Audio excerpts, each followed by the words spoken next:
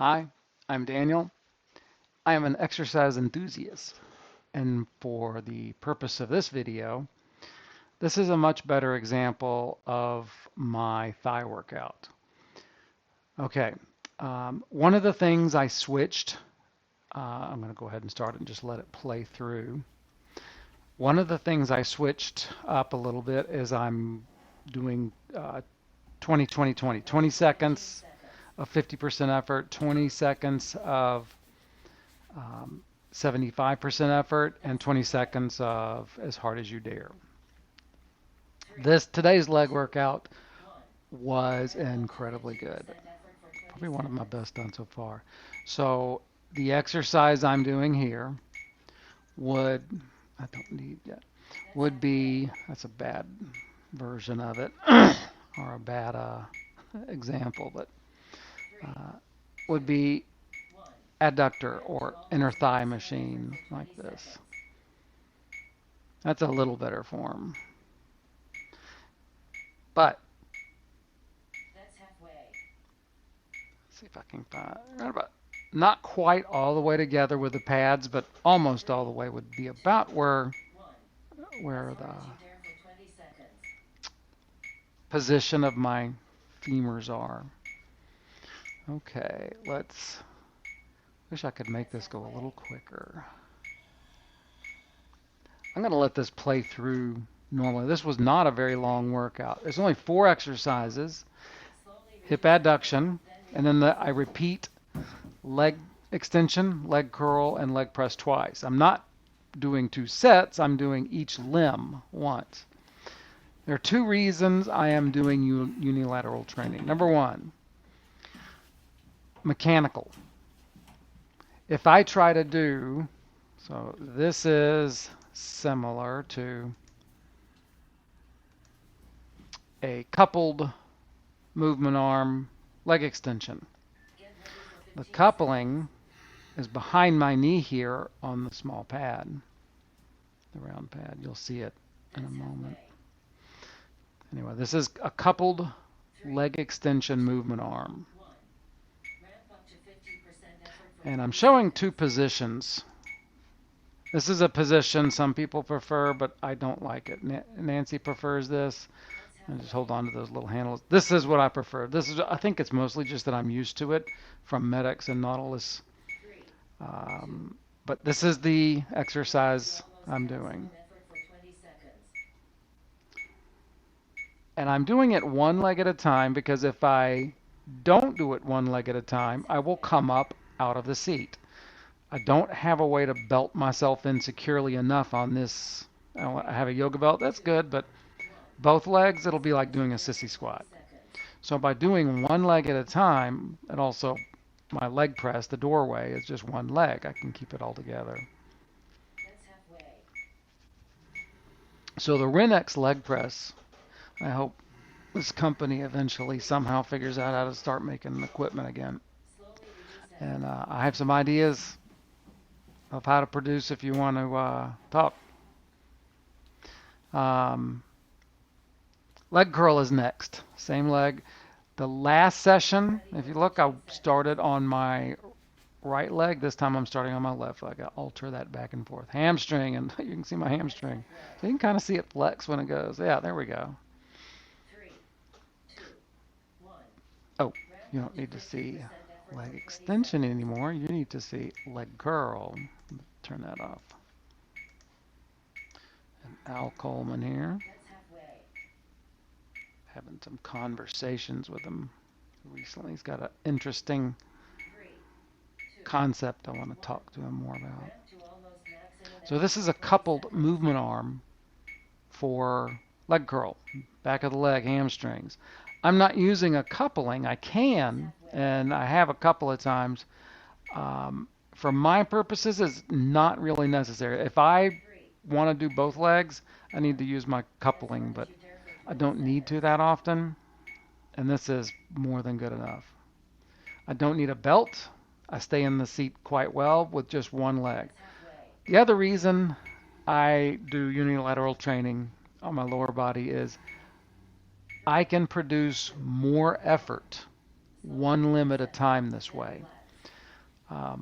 My mind can stay focused on that muscle instead of jittering back and forth between both ones. This probably is less important on dynamic work. So let's go to leg press.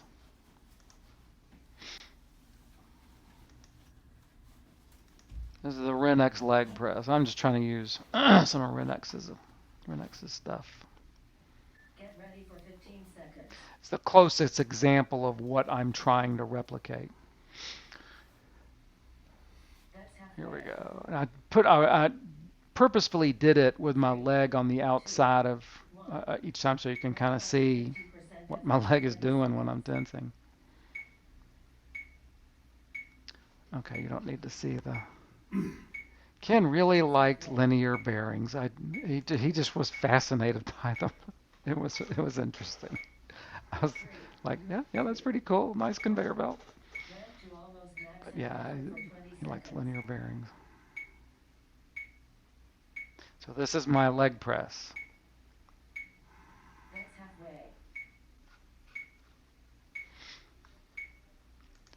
Let's see if here's Al Coleman using it. I hope to get to try that one someday.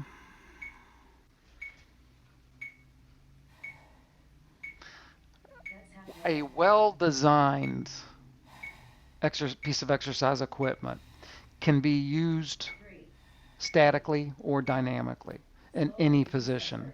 If it cannot be used statically or dynamically in any position, it's not a well-designed piece of equipment.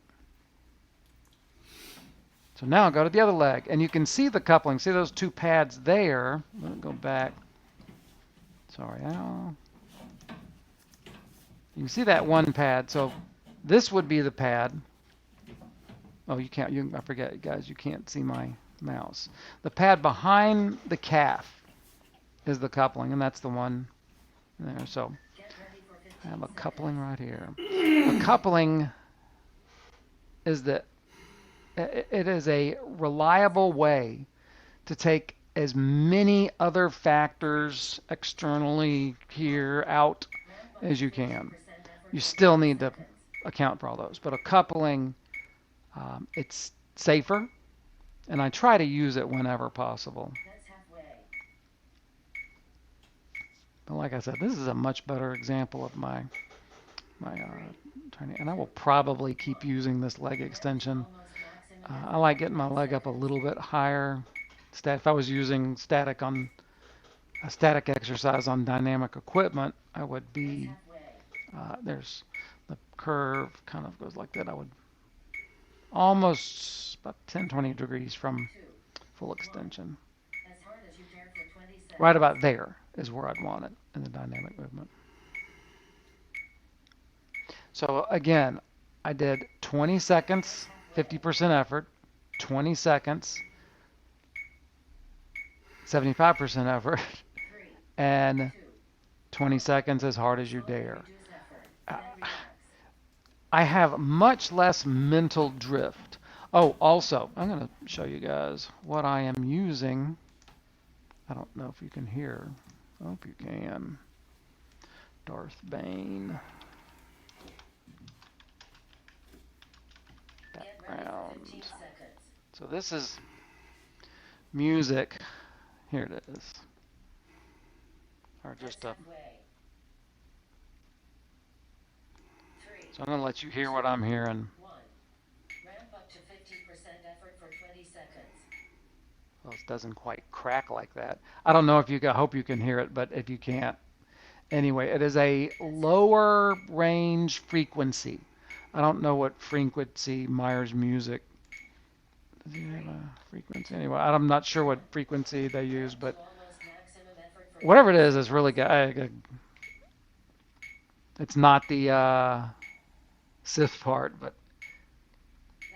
that's kind of cool.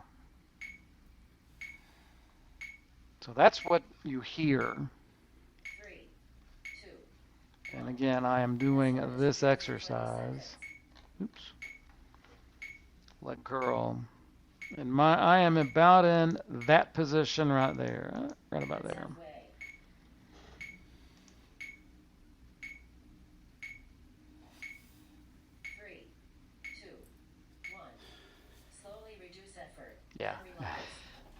It's really hard to walk after this.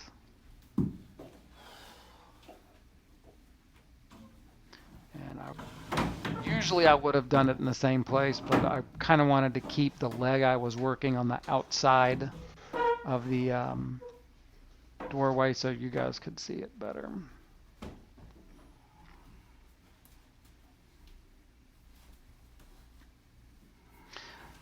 For what I've been going through with the prostate cancer, androgen deprivation therapy, having no testosterone, static exercise has been really useful. And I think it's also helped psychologically. If I had been training with actual weights, with resist weight machines, dynamic equipment with weight machines, I would have visually seen a reduction in weight. It's going to happen. I mean, it looked okay, but the strength is, I can tell my strength is not near where it used to be. By doing static exercise, I can maintain all I focus on is effort. There's only effort. Static exercise really helps you get in touch with your relationship with effort. And so here's effort. So that he was the last bit there. I'll go back to leg press. So this is the exercise I'm doing here. That's a bit. I guess you guys were not yet used to doing camera work at that time.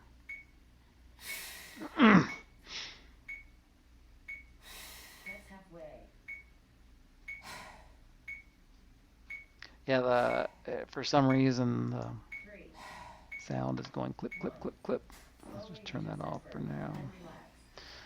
And we're done. That was it. Yeah, that was a good workout. I I wish I wish people could really feel how whatever you feel at the end of a set in that moment of what y'all call momentary muscular failure. But I prefer the moment right before it, full effort. Anyway, I'm not going to go there.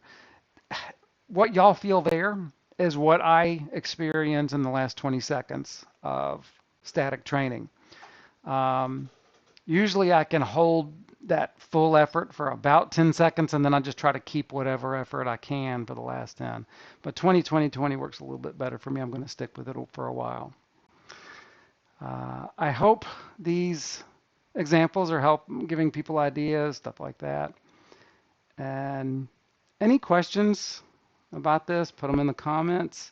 Or any comments, just leave a comment. I appreciate everyone who watches. Thank you.